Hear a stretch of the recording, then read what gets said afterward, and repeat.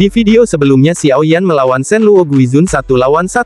Tinju berapi-api dan tangan iblis raksasa saling bertabrakan, mengguncang langit. Tapi pertarungan semakin sengit saat Yao Hua Liangjun ikut turun. Duo Dozun bintang 6 menyerang bersamaan, Douqi meledak, dan langit seakan terbakar. Namun, di saat semua tampak suram, Xiao Yan mengaktifkan metode Qi kelas Tian. Energi alam diserap deras ke tubuhnya. Nafas mereka habis, tapi Xiao Yan justru makin kuat.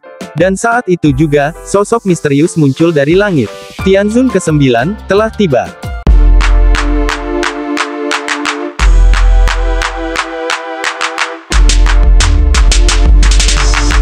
Langit bergemuruh saat ruang sekitarnya bergetar, dan sosok perlahan-lahan muncul dari pusaran distorsi. Rambut biru berkibar tertiup angin, dan jubah birunya berkibar seperti gelombang samudra. Sosok itu adalah Tianzun ke-9.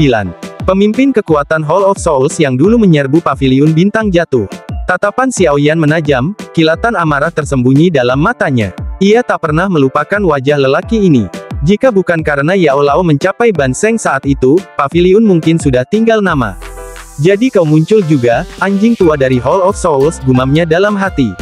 Aura gelap dari pihak musuh menyatu dengan udara. Xiao Yan segera menyadari sesuatu yang jauh lebih mengkhawatirkan, Hall of Souls dan Sekte Langit yang mendalam tampaknya telah membentuk aliansi.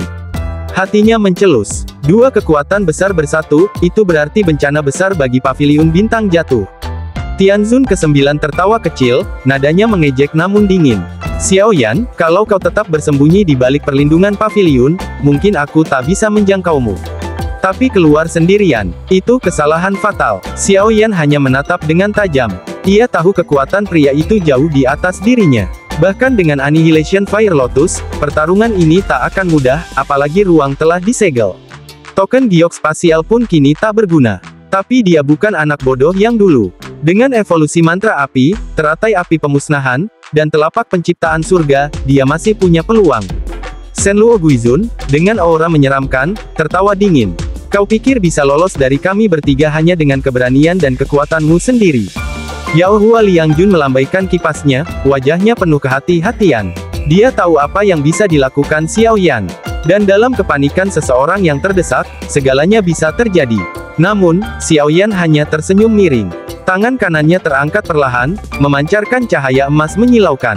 Tianzun ke-9 langsung memicingkan mata. Dia tahu serangan itu, palem penciptaan surga agung, pukulan mematikan yang bahkan menewaskan Zai Xing di tempat. Xiao Yan, pikirkan ayahmu. Serunya tiba-tiba, mencoba menanam racun keraguan. Langkah Xiao Yan sempat goyah. Kembalilah bersama kami ke Hall of Souls, dan kau akan bertemu ayahmu. Jika tidak, dia akan mati. Keheningan singkat menyelimuti langit. Lalu, tawa Xiao Yan menggema. Kau pikir aku bodoh? Begitu aku jatuh ke tanganmu, klanku akan binasa. Satu-satunya cara menyelamatkan ayahku, adalah tetap hidup. Sorot mata Tianzun ke-9 menggelap. Kalau begitu, aku akan tangkap kau sekarang juga. Tanpa aba-aba, tubuhnya lenyap dari tempatnya. Dalam sekejap, cakar mautnya membelah udara, mengarah ke tenggorokan Xiao Yan. Tapi Xiao Yan sudah siap, tinju emasnya menyambut serangan itu dengan kekuatan penuh. Benturan dahsyat mengguncang langit. Ruang terbelah seperti kaca yang dihantam palu. Tubuh Xiao Yan terdorong mundur, namun ia tetap berdiri. Puncak bintang 7, satu langkah lagi menuju bintang 8, pikirnya, serius. Shenluo Guizun dan Yao Hua Liangjun tak memberi waktu. Douqi mereka melesat seperti badai, menghantam Xiao Yan dari dua sisi. 3 Dozun tingkat tinggi melawan 1 orang. Tekanan luar biasa menyelimuti langit. 1 Xiao Yan membuat kita bertiga bertindak. Anggap ini penghormatan terakhir untukmu. Namun Xiao Yan bukanlah mangsa mudah. Dengan kecerdasan dan kecepatannya, ia berhasil menghindari serangan demi serangan. Tapi tiap menit berlalu, tubuhnya menanggung luka dan beban lebih berat. Tabrakan langsung dengan Tianzun ke-9 kembali terjadi. Xiao Yan menggunakan sayap api dan menghindar dari 2 serangan mengintai. Tapi situasinya makin gawat. Dia tahu, tak ada waktu lagi. Cahaya emas kembali menyala. Skill Do kelas Tian akan dikeluarkan. Telapak penciptaan surga yang hebat. Sebuah bola hitam misterius tercipta di telapak tangannya dan dilontarkan. Cahaya hitam itu menyedot segala yang ada di sekitarnya, termasuk Douqi dan ruang. 3 musuhnya menahan napas. Ini, bukan teknik biasa. Gabungkan kekuatan kita. Seru Tianzun ke-9. 3 pilar Douqi raksasa menghantam bola hitam. Langit berubah gelap, tanah bergetar, pohon-pohon hancur seperti ilalang diterpa badai. Tapi akhirnya, bola hitam itu menghilang. Mereka selamat, nyaris. Wajah Tianzun ke-9 pucat, tapi matanya menatap penuh tekad. Sekarang, mari kita lihat apa lagi yang bisa kau lakukan. Namun, Xiao Yan tersenyum. 4 nyala api surgawi berputar di telapak tangannya. Aura langit terbakar. Wajah Tianzun ke-9 berubah hijau. Tiba-tiba ruang retak. Sosok besar menerobos keluar dengan ekspresi cemas. Adik kecil Xiao Yan, akhirnya kutemukan kau. Xiao Yan tertegun. Hei King. Dari celah ruang muncul sosok kekar berotot, auranya liar dan mendominasi. Xiao Yan langsung mengenalinya. Hei King, kenapa kau di sini? Serunya terkejut. Aku dikirim untuk mencarimu. Para tetua suku naga Void kuno ingin bertemu denganmu. Untung ada segel naga Ziyan padamu, kalau tidak aku bisa mencarimu sampai mampus, sahut Hei King lega. Xiao Yan mengernyit. Apa yang terjadi? Ziyan kenapa? Dia baik-baik saja, tapi ada sesuatu yang penting. Kau harus ikut aku setelah urusanmu selesai di sini. Sebelum Xiao Yan menjawab, Hei King menoleh dan melihat sosok di kejauhan. Bukankah itu Mo Yu dari Aula Jiwa? Lama tak jumpa, paman tua. Tianzun ke-9 terkejut. Hei King, dari naga Void kuno. Kau tak layak menyebut namaku, jawab Hei King dingin. Shenluo Guizun, penatua dari Sekte Langit Mendalam, mencoba campur tangan. Xiao Yan milik kami. Sebaiknya kau tidak ikut campur. Hei King hanya melambaikan tangan malas.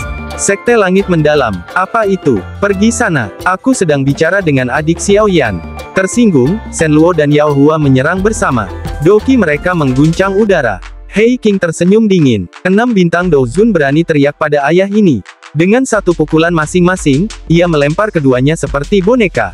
Mereka terpental jauh, menabrak hutan dan menciptakan kawah besar di tanah. Tianzun ke-9 hanya bisa memandangi dengan wajah pucat. Hei King menatapnya tajam. Mau pergi sendiri, atau kutendang juga? Tianzun menggeram. Xiao Yan adalah target kami. Kau benar-benar mau melindunginya. Aku tak peduli urusan kalian. Para tetua memerintahkan, maka tak ada yang boleh menyentuhnya, sahut Hei King tenang. Tianzun mempertimbangkan. Tekanan dari Hei King membuatnya sadar, ia tidak akan menang. Akhirnya ia mendengus dan berbalik. Sebelum pergi, Hei King memperingatkan, beritahu atasanmu. Jangan ganggu Xiao Yan atau klannya lagi. Dendam dengan klan Xiao sudah selesai. Jangan menyesal nanti, bahkan klan Gu tak bisa menghentikan kami, apalagi kalian. Tianzun menyeringai dan menghilang. Begitu suasana tenang, Hei King menoleh ke Xiao Yan. Kau baik-baik saja. Terima kasih, kakak Hei King. Kita harus segera pergi. Masalah ini besar. Xiao Yan mengangguk serius. Aku akan ikut. Tapi bisakah King Lin ikut? Bawa saja, sahut Hei King singkat. Xiao Yan lalu menarik kembali boneka wayang langit yang rusak parah, dan King Lin juga menghentikan pertarungannya. Mereka siap berangkat. Wanita itu bagaimana? Tanya King Lin, menunjuk ke Hua Jin.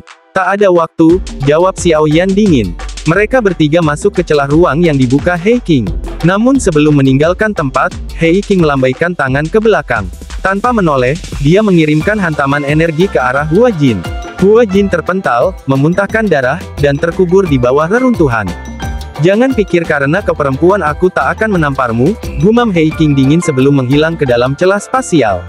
Di dalam celah spasial yang sunyi dan misterius, terowongan panjang yang berkelok-kelok memancarkan cahaya perak redup. Seolah tanpa ujung, lorong antar dimensi itu melintas melalui ruang dan waktu, dan di dalamnya, 3 sosok melesat dengan kecepatan luar biasa, membelah keheningan yang menusuk. Xiao Yan melayang di belakang Hei King, matanya menyapu sekeliling dengan penuh kewaspadaan. Terowongan ini adalah karya satu makhluk saja. Dia bergumam dalam hati, kagum, sebegitu hebatnya kekuatan naga Void kuno, bahkan ahli Douzun sekalipun belum tentu bisa membangun lorong ruang seperti ini. Di depannya, Hei King terbang dengan wajah gelap dan diam membisu. Ketegangan yang terpancar dari punggungnya menebar aura waspada yang membuat King Lin dan Xiao Yan saling melirik dengan bingung. Apa yang membuat sang naga begitu serius? Hampir 1 jam telah berlalu dalam terowongan itu.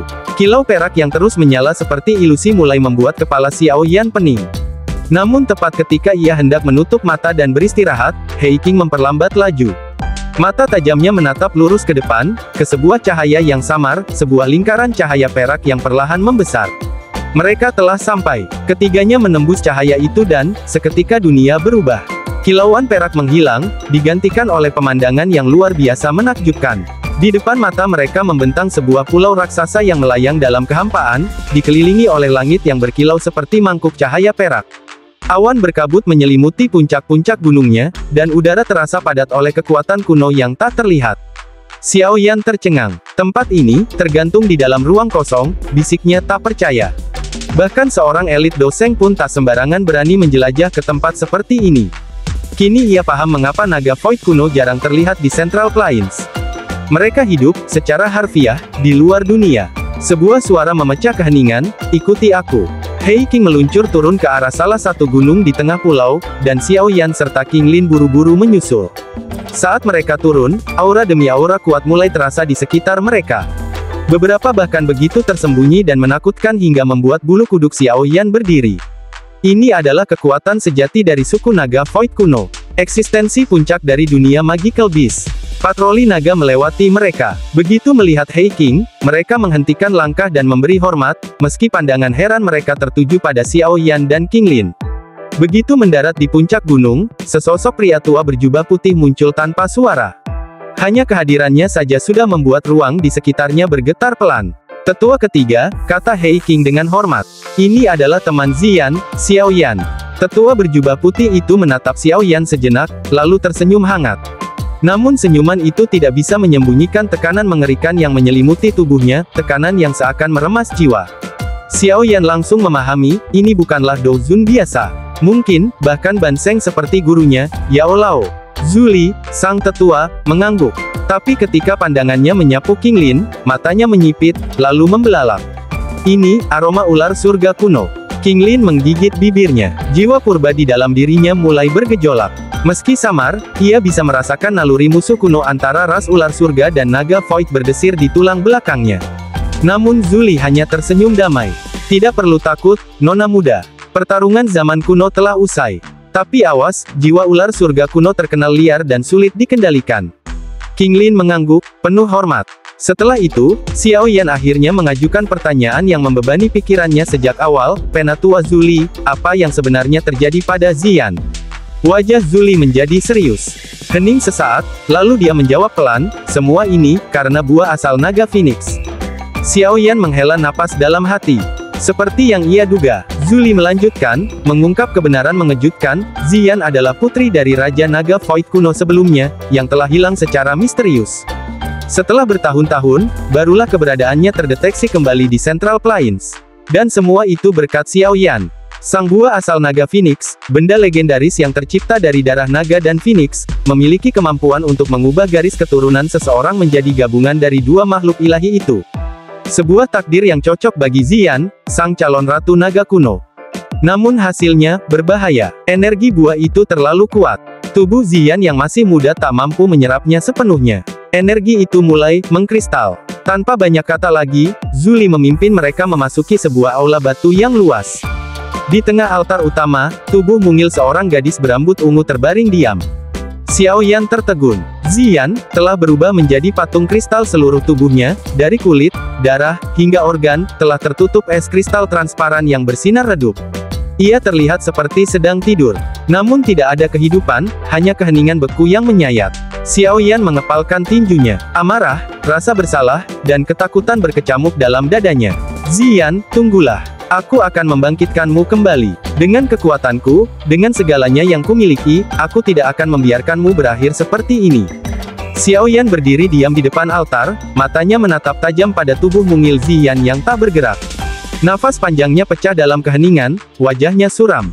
Meski tubuh Ziyan tak menunjukkan tanda-tanda kehidupan, fluktuasi spiritual samar yang masih terasa menjadi satu-satunya bukti bahwa ia belum benar-benar pergi. Buah asal naga Phoenix benar-benar luar biasa, ujar Penatua Zuli dengan nada berat. Energinya terlalu padat, menyatu ke seluruh tubuh Ziyan. Jika dia tak bisa menyerapnya, dia akan terjebak dalam keadaan seperti ini selamanya, hidup tapi tak bernyawa. Xiao Yan mengepalkan tinju. Kalian terlalu gegabah, bentaknya dengan emosi. Satu kesalahan, dan Ziyan bisa kehilangan nyawanya. Zuli hanya menggeleng, senyum pahit terlukis di wajahnya. Ia tak membantah. Adik Xiao Yan, ujar Hei King dengan nada damai, ini bukan kesalahan yang disengaja. Kami hanya kurang memahami buah itu, bahkan bagi suku kami, benda itu adalah misteri langka.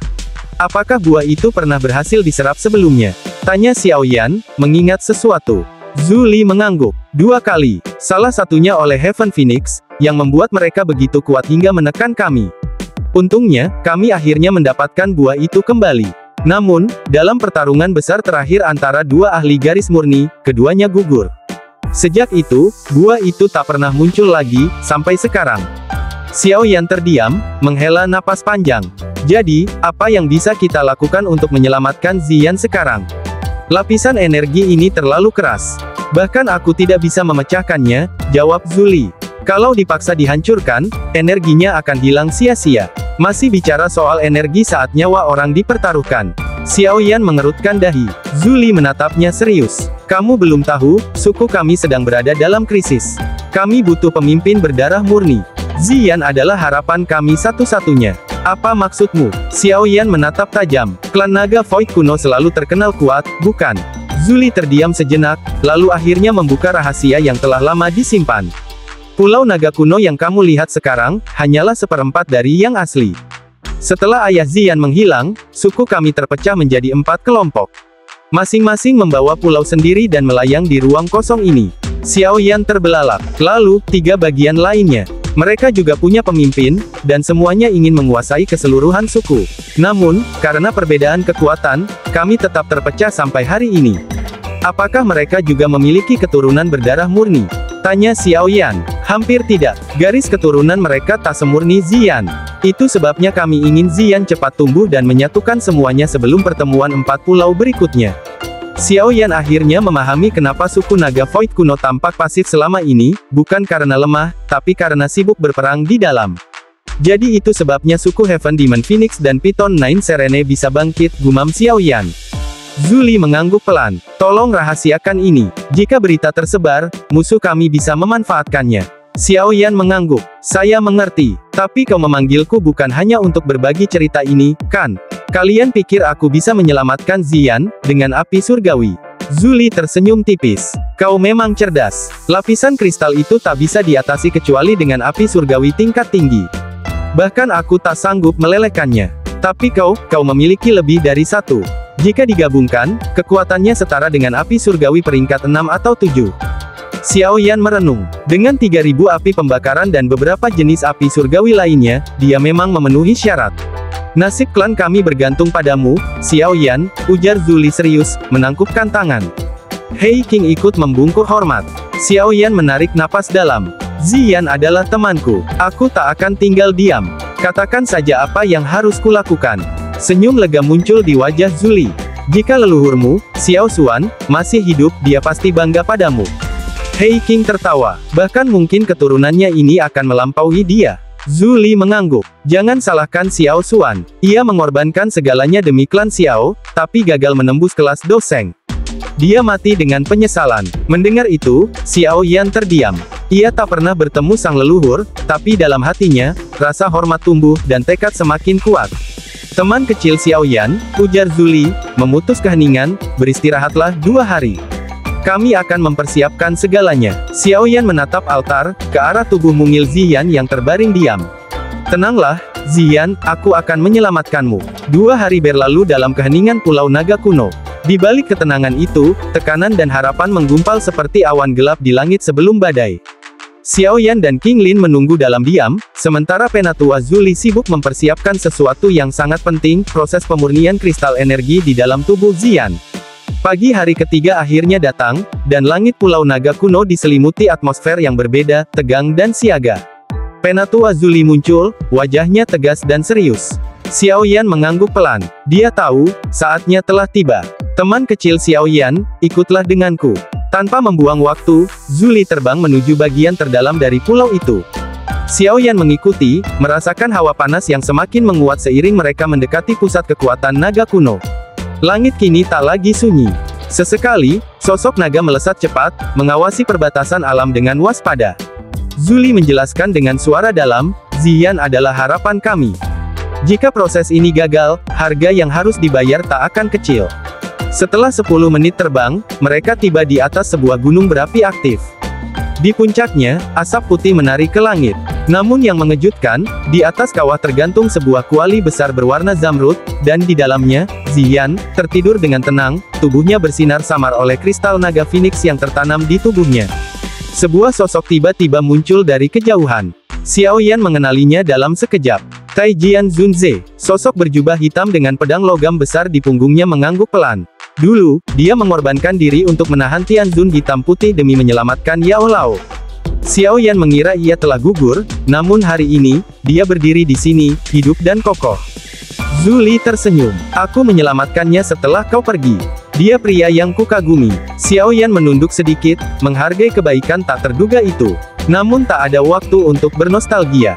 Zhu Li menunjuk ke kuali raksasa. Di sanalah proses akan dimulai. Api surgawi akan digunakan untuk menyaring kristal di tubuh Ziyan.